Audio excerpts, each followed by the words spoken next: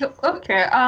When you talk about how how your style, I think what you're saying is that you adapted to what the markets were doing as time went by. Is that what you're saying? Well, here's actually my style now is exactly the same thing as it was in the 80s and the 90s and every decade. And what I do is I've always divided my trading into four profit centers. So, or programs, I'll call them programs because as a CTA, when you put together a disclosure document for a client, you must define and describe what you do. It doesn't mean that you have to give away your strategies, but Uh-huh. are you a trend follower? Are you doing Yes. spread trades? And people really should do this exercise for themselves. Pretend that they are raising money and they are presenting their program to a client. Can they explain what they do?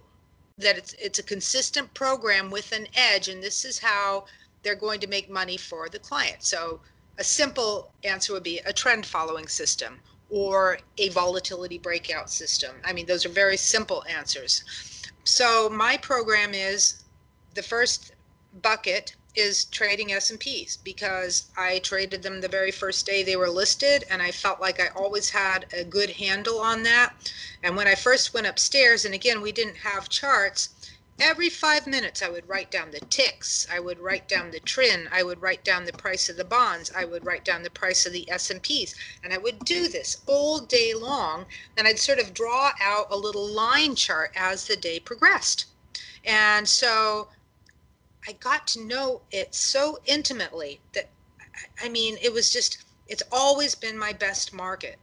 And then program two is sort of the in one day, out the next day. So it could be strategies like the volatility breakout system where you're entering on range expansion after, say, for example, the market has had 2 to 3 days of tight coiling, and then you're ready to jump in whichever way it starts breaking out. Perhaps you could use something as simple as, it takes out the first hour high and that's your entry trigger, or a range expansion function. Toby Crabell popularized this, doing the range expansion off the opening price. Larry Williams did a lot of strategies in the 80s and 90s along this way.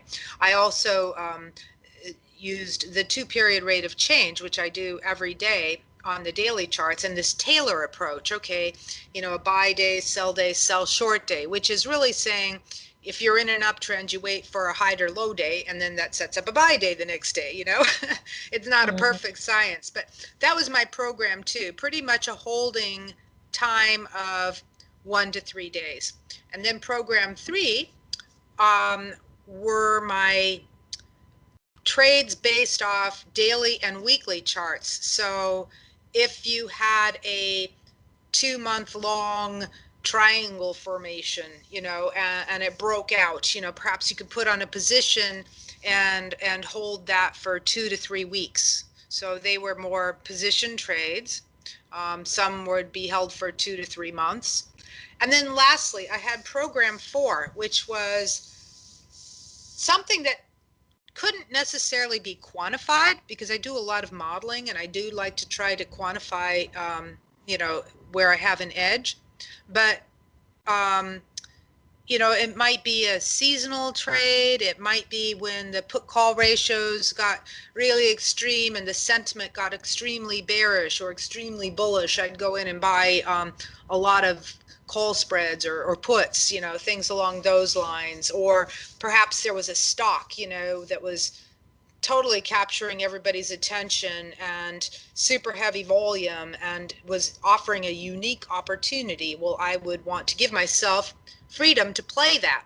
But I had to put it in that program four. And then what I do is each quarter I do the statistics, program 1, 2, 3, 4, and I see, okay, where were my profits coming from? The majority of the profits this quarter, if I find that, and I know here's a funny thing. Well, it's not funny, it's true. If you are day trading, say for example the S&Ps, I can get a win rate of say 85%. But if I'm making trades in program 3, I know that my win-loss ratio there might only be 50% because it's a longer holding time and a higher time frame. And I know that program 2, my in one day, out the next type of day, tends to run about 66%. So if I see that the trade frequency is varying, or my statistics are getting skewed, then something's wrong. Then I can say, oh gosh, I really need a vacation. I'm just over trading, or, I'm getting Yeah. too opinionated here on this market. So I have to have a way that I can be accountable to myself and say, let me examine and see, if I'm running on course like I should be. So that's just a little way of being responsible to myself. Okay. So that is how you evaluate your performance, right? Like look at measures of skewness Yeah, and I don't really look at it's funny because I try not to look at the P&L. I really do best if I don't look at the P&L till the end of the month, because I want to play my game. I want to play my game, and I know that if I play my game, the numbers will work out. It's like playing a card game, or poker. You can't start, you know, or bridge. Some hands you might be dealt, they're just not great hands, but you have to play them out. And that could be true with the market environment. It could just be a really choppy, lousy market environment, or the volumes could be off. Generally, I think most professional traders will make the most amount of money when you have heavy volumes and extreme volatility. That's where the opportunity is. But it could just be dull, chop, noisy, consolidating market. So I try not to look at the P&L, and I just know if I just keep playing my game, don't overtrade or get frustrated. I know a few things do line up each month, in one of the programs, and just put blinders on. Okay, today my job is just to execute my plan today. And sometimes it's a wasted day, not much happens. And then the next day, you do all my homework and preparation tonight, and the next day, okay, my job is to execute my plan, and see if I can capitalize on some of these things, today. Okay. You just do that one day at a time. So it's like a Bayesian approach, of each new piece of information the market gives you, you can then update your model, or, the the style that you're following. okay, very good. So with the four programs that you trade, sort of, and these are, different kind of programs, what would you say is the rule that you cannot compromise on when you're trading all of them? Well, first of all, the rule is don't trade all of them at once, and don't get too many positions on, because then, you don't end up doing anything well. There are limits as to what you can manage. And when I was trading my full program, full to blast, I had two people as assistants, and I couldn't have done as many markets or as big a size without help. Like, I don't like execution, so I had one person that would just be doing my execution. I could say, Judd, put in a stop here. Judd, exit this, um, because otherwise I find that I make mistakes, if I try to do too many things. And actually, as I've gotten older, I feel like I need to not try to do as many things. So, um, what I do is I do my preparation and plan for every market the next day. And some markets there might not be a great player setup, and then I just, make a little squiggle. So, but I might have 8 markets lined up with great opportunity, but then I end up just trading 2 of them, because you can't do them all. But you want to identify, where is the low-lying fruit? You see? Where is the low-lying fruit? Are there any little cherries that can get picked off? And sometimes there aren't, but if you do your homework, you'll find usually there's something that's compelling.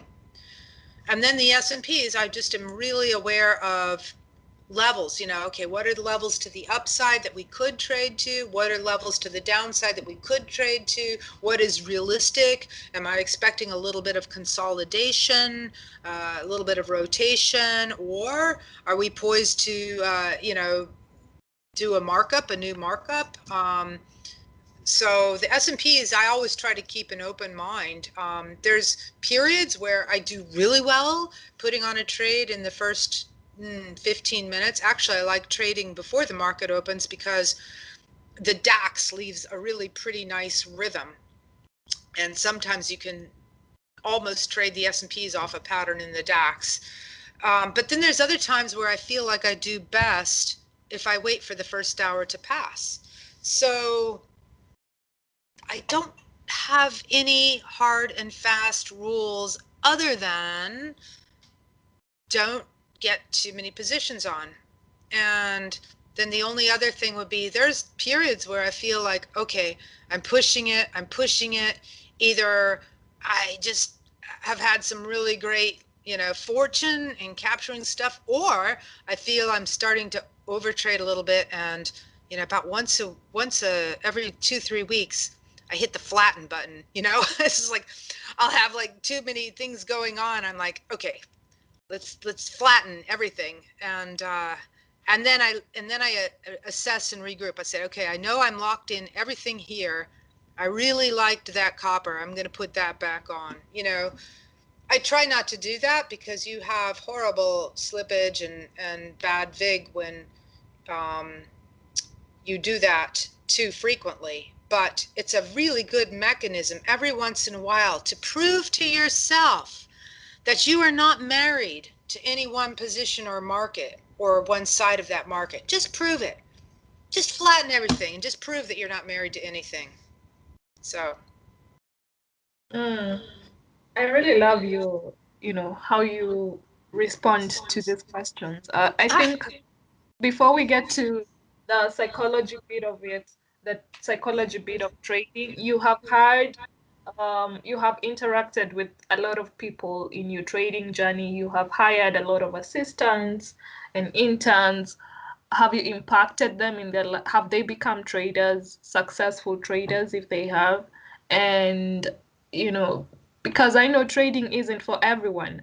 So how do you balance it off even with your I don't know, would you I don't want to say that's a social good life, question. That's but a very yeah. good question.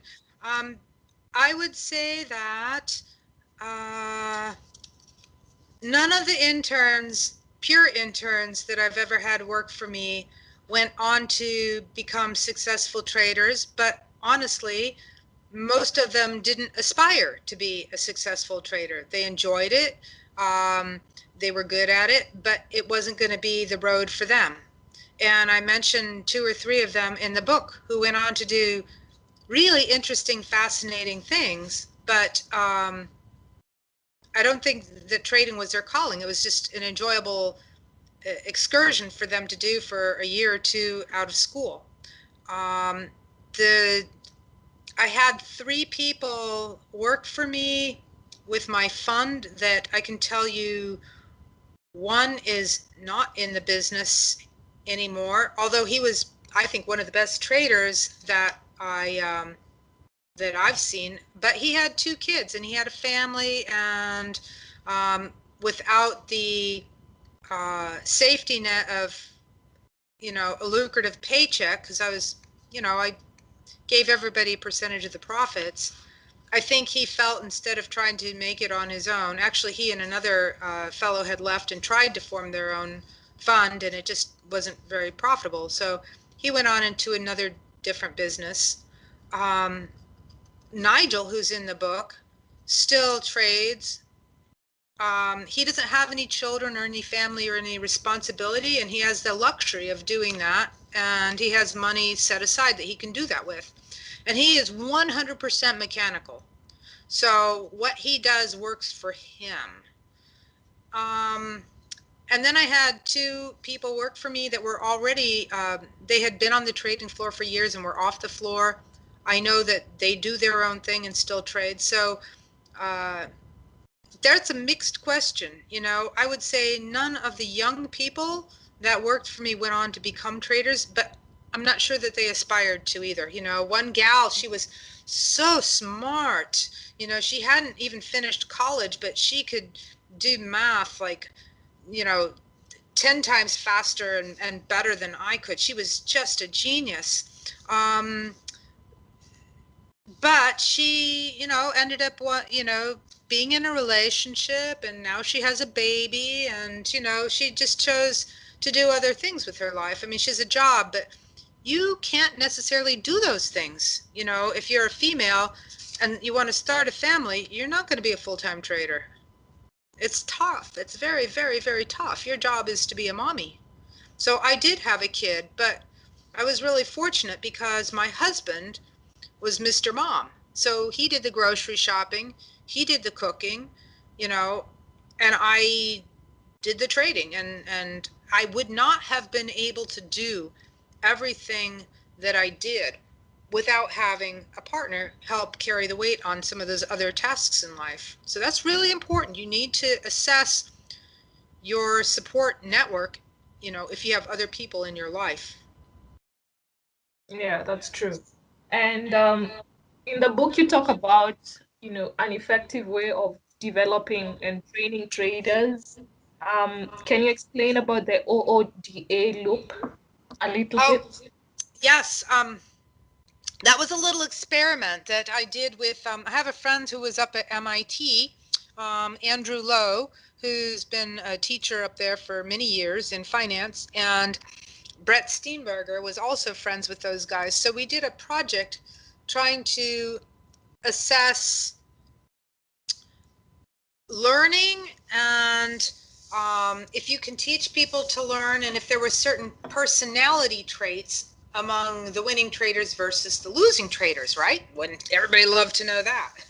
Yeah. So UDA was a slogan. You can look it up on the internet, anybody that's interested. OODA, which is observe, orient, decide, and act. And it was an acronym for fighter pilots because they need to make decisions quickly. They may not have all the information to make their decisions, but they need to act. And that was very much how it is, you know, when we were down in the trading pits. You don't know if a broker's coming in and if he's going to buy or sell or how much, you know, but we have to quickly think on our feet and accommodate the order flow. And so um, I had 60 traders online, and all of them had a little, you know, thing where they would fill out at the end of the day their trades, their, you know, how they did and so forth. And here was a simple exercise. I would give a point where, say, for example, the S&Ps are trading. I'd say, okay, the S&Ps are trading at 2707.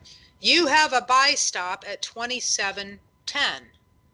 So now if it trades 2710, the trader assumes that they're long, and they can do whatever they want with that trade. They can exit it immediately. They can scratch it, you know, they can um, trail a stop. They can play for 4 ticks, but they have to write down at the time exactly what they're doing. See? So, okay, so now I'm long 2710. I'm a little nervous because it's at the top of the swing. Maybe I'm just going to quick lock in 2 ticks and I'm flat. And then I write down on my sheet, two ticks, you know. Um, or the market's trading 2707. You're working a bid at 2702. Now, if the market sells off and it hits 2702, how are you going to manage that trade? Do you want to keep it, or do you think the market can bounce back up? Do you want to put in a stop on that? So, and then you write down it, you know, what did you have your outcome for that day with these trades that somebody else was saying where you're getting in and how you're getting in. And like I said, you can immediately get out, you know, you enter it and then just immediately offer it back out if you don't like it.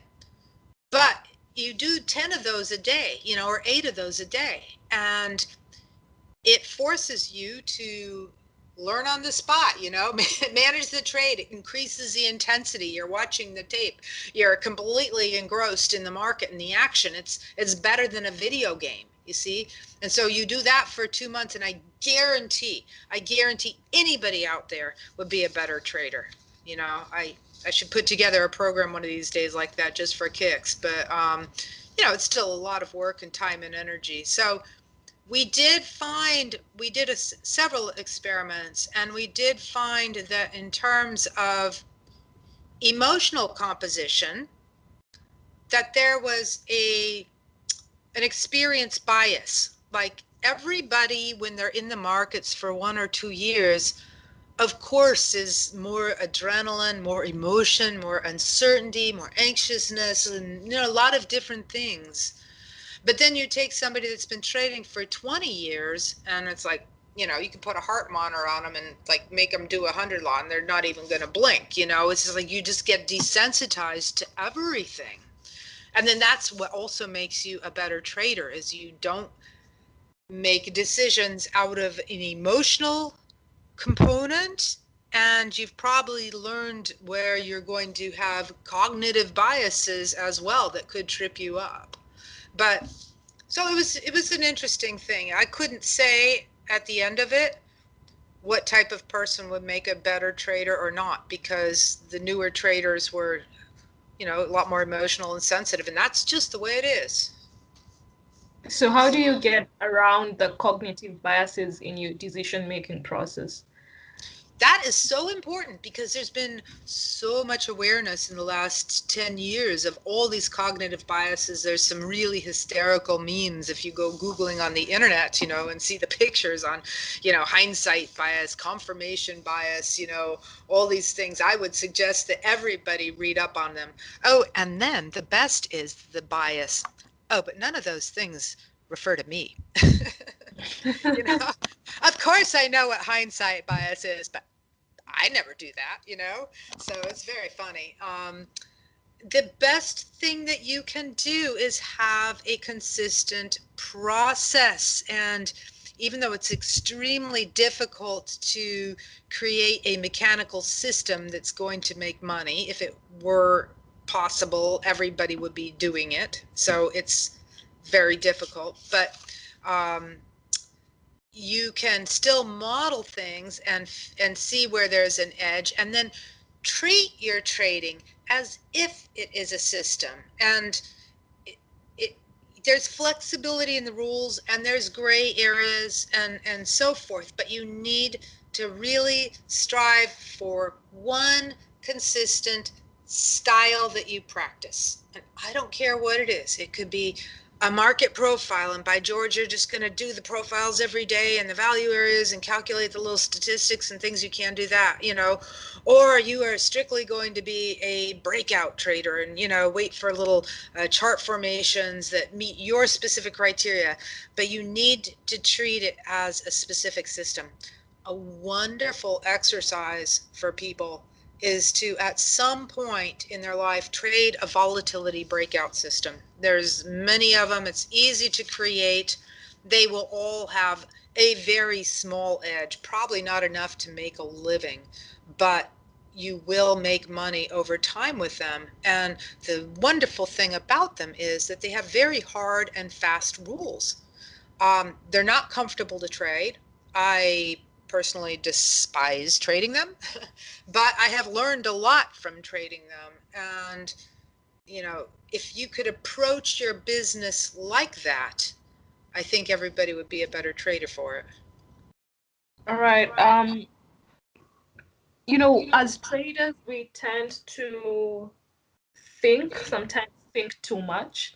But what would you say about how you handle the fact that we cannot, or we are so limited in our ability to forecast and predict the future?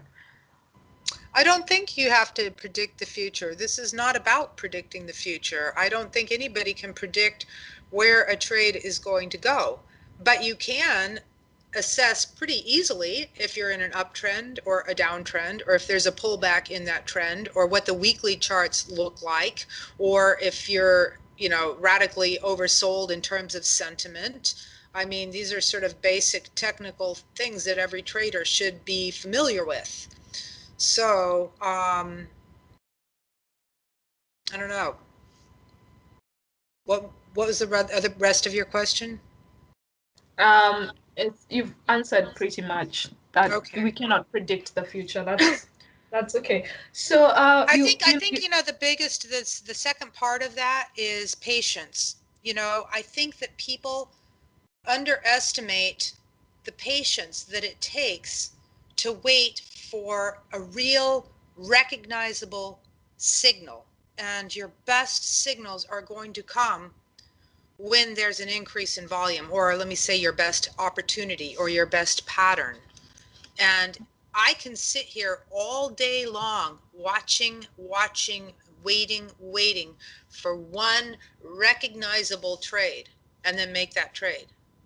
But I don't mm, think a lot of people can do that. And I think there's a really big issue with the social media. And, people are on Instagram or Facebook or Twitter. They're on Twitter all day, or they're looking at Twitter. You can't concentrate on the markets if you're looking at Twitter.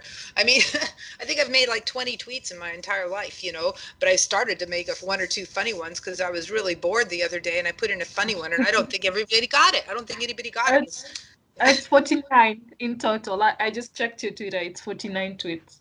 So they do say that, when you play with your phone, your cell phone, or check your email, all those things in our brain, it gives a little squirt of dopamine, right? So it's Yeah. addicting. It is very addicting. And same thing when your hand is on the mouse and you click and make a trade, it gives you a squirt of dopamine. I bet people didn't even know that, but it does. So it's like a gambling. It's an addiction. So if you really want to improve your concentration skills, concentration is like a muscle. You must exercise it and it gets better every day. Here are my tricks. I never open my email till lunchtime. I don't have Twitter up, and I leave my cell phone in the kitchen. Okay. And then the best thing is that I go on to YouTube and they have these binaural beats, like these concentration things Yeah. that go on for 2 to 3 hours. And so for the first 3, 4 hours of the morning, I put on one of those little concentration music things with the binaural beats, and it just keeps you focused and it's wonderful. And then in the afternoon I put on Pandora, like all my chill lounge music, and Yeah. listen to that. That's really good. It even helps you in like when you're meditating and then you listen to that kind of music, it really calms you down. I love that. Ah, So we're almost winding up. What would you say, the interesting developments that you see happening today in the modern day markets? And then at the end of your book, you say that the markets haven't really changed that much. So how is that possible, especially with the there's algorithmic trading, there are more derivative products that have come on board in the markets. What's your response to that? well, first of all, I could take a chart today and cut off the margins of it, so you didn't know the time frame, you didn't know the levels, you didn't know the top of it, and show you a chart.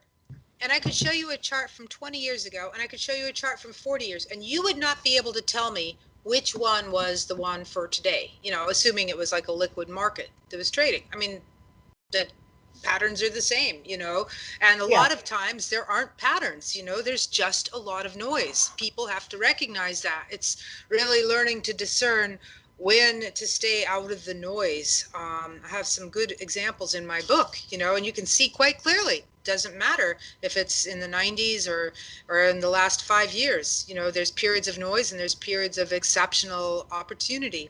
So the market's either going up or they're going down or they're consolidating. I mean, nothing has changed in terms of that. Now, not to be flippant about it, what has changed is the overall noise level. So, because we have broadband, and it's not the algorithms per se, but it's just that everybody's smart these days. Everybody sees the same thing at exactly the same moment, at exactly the same time. And everybody has their little buy stops in or the same game. So when a market does break out, it will tend to move very efficiently, a very efficient markup, without as many little flags or pauses that it would have had 20 years ago. Does that make sense? So Yeah. now it's like, if you're not on board, it's very difficult to get on board unless you just say, I'm going to enter on the opening or enter on the close or enter at noon or just pay up, or I'll just buy right here and it'll put half on. And then if it does back off, I'll buy the other half. You have to come up with some construct to get you into a market where the train has already left the station. And that's the power of understanding volatility breakout systems.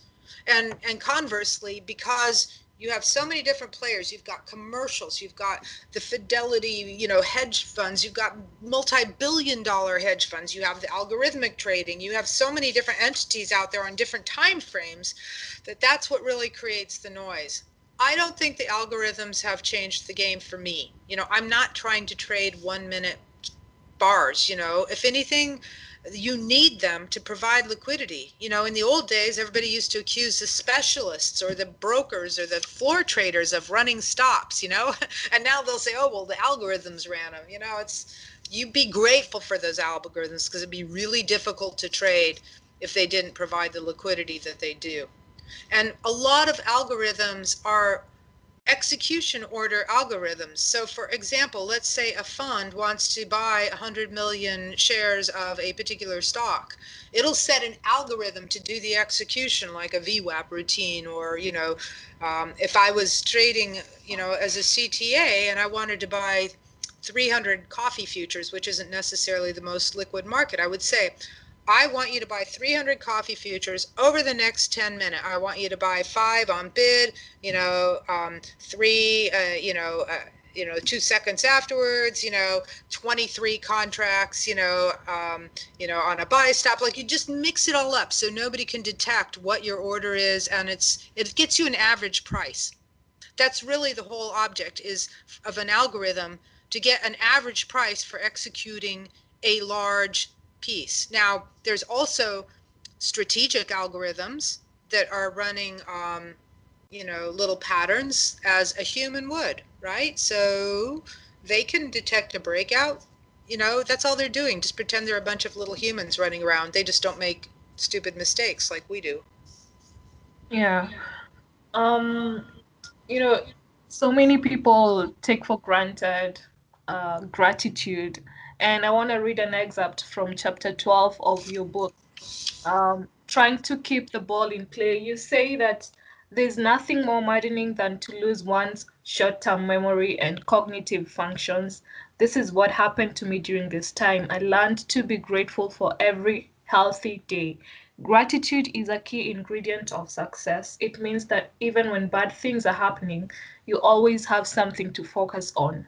Just like pilots have a gauge to make sure they can still tell which way is up, gratitude keeps me from ever um, feeling upside down.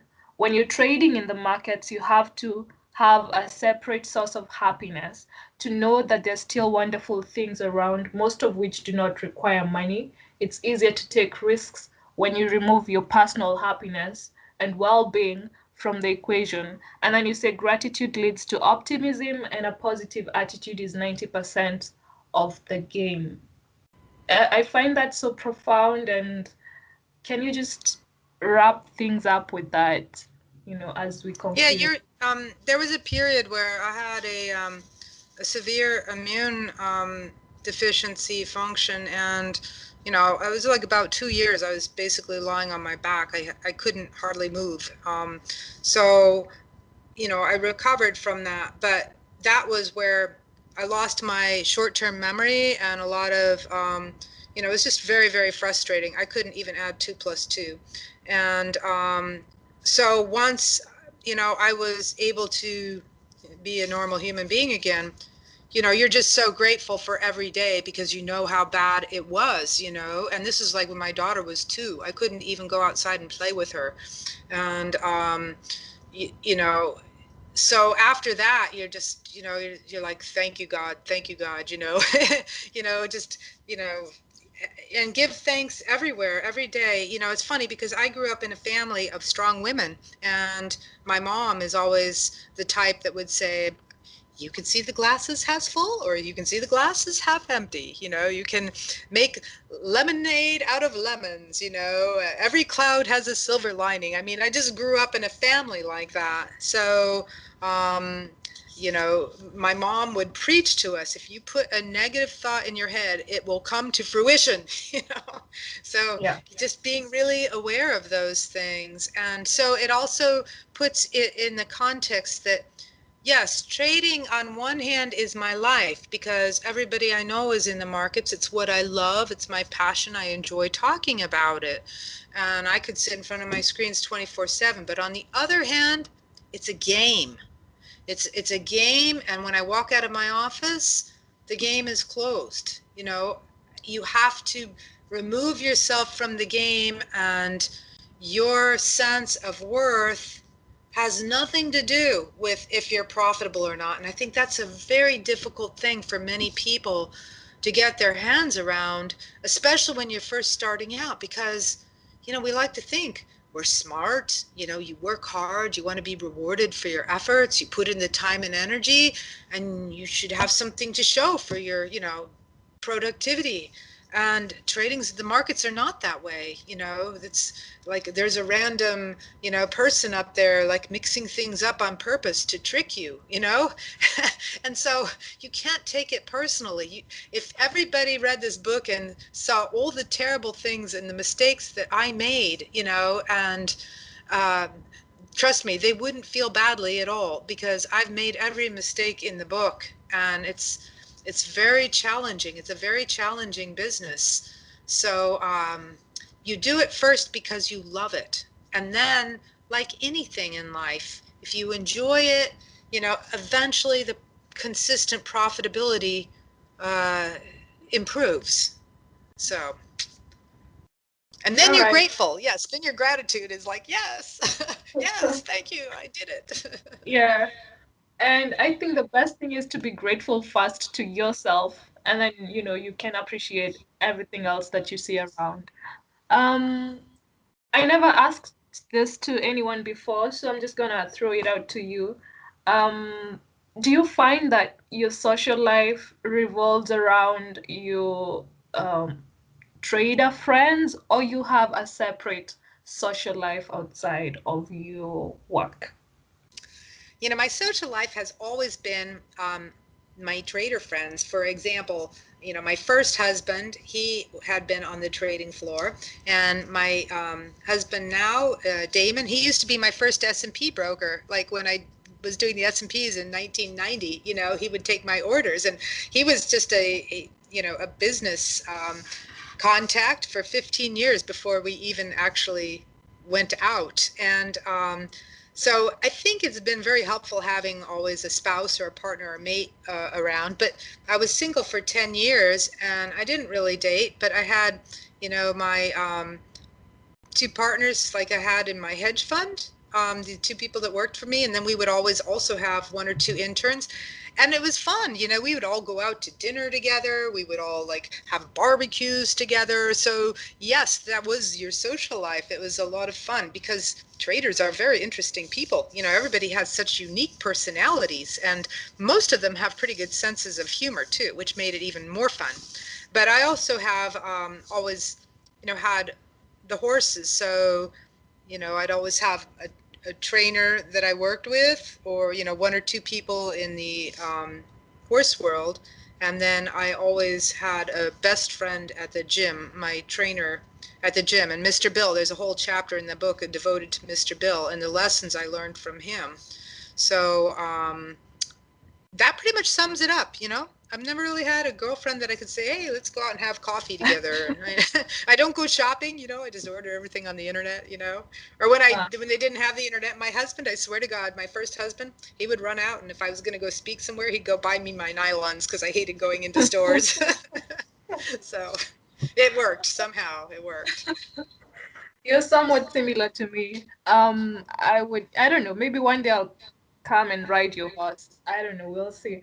And You must last let me know if you come to the United States. Absolutely. year, you're interesting as well.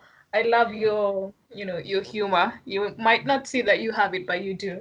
And the last thing, this is the last thing. What would you say is your trading philosophy that you can pass on to traders, all types of traders? Well, I think it's very important that you do your own work and don't be influenced by anybody else or anybody else's opinions. I think that's the biggest evil out there. You have to do your own homework, come up with your own plan, look at the charts yourself, because that way you truly know when it's working. I mean, there's a good part of the time I don't know if it's working or it's not working, but I will know, when I've got it right. And then that's really important for jumping on. And if I listen to other people, or I don't even have a TV in my office. I haven't had a TV in my office for 30 years because I don't want to hear anybody else, because I feel like damned if I do, damned if I don't. And I will be the first to tell you that if I read something, it does influence me. It really does. So I have to protect myself from that. And people need to be really aware. Um, I don't know anybody making a great living trading who posts repeatedly on Twitter. It doesn't mean that there aren't people out there. I'm sure there are. Um, but I personally don't. And I think there are some good people on Twitter for sure. But I can't begin to tell you how many people come up to me and say, when you're trading during the day, who do you follow on Twitter? I'm like, what are you talking about, Yeah. So just be really careful about that. You have to be able to do it completely on your own. No outside influences, just you and the charts. And you must reach that point of being 100% making your own decisions. And it just takes time every day. Every day that you sit in front of the screen, you gain confidence, you gain a little bit more experience. I know it's hard when you don't have another income stream coming in financially, but when I was on the trading floor, people would be surprised. Half those people that were floor traders, they're bartending at night, or they had a weekend job, or, I have some people I know that are good traders, but their spouse has a steady job, with health benefits and things like that. So if you don't have those things, it's just going to take a little bit of extra time, and just have a lot of patience. There's a long learning curve. Okay, Linda. Thank you. Bye. Let me go All for my righty. morning run. Bye.